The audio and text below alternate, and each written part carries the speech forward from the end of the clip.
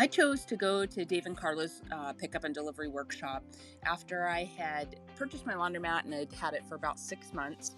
I had been listening to podcasts pretty religiously, including Dave and Carla's and Laundromat Resource. And I heard the commercial or the advertisement for the pickup and delivery workshop, and I kind of batted it back and forth about whether I should go. And the timing at the moment just felt right, and I am 125% so glad that I did go. It was perfect for me, and now I'm starting to implement some of the things that I learned last fall.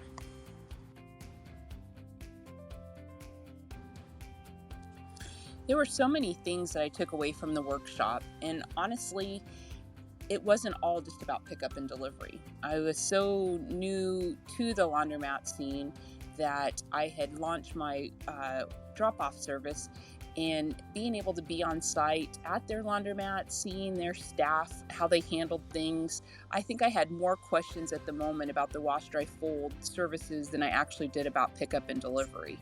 I ended up taking back things like presentation, how to wrap them, how they were processing the soaps, the color shout sheets, and just the way the staff handled things, the equipment. Those are just a few things that, off the top of my head, that I remember exactly.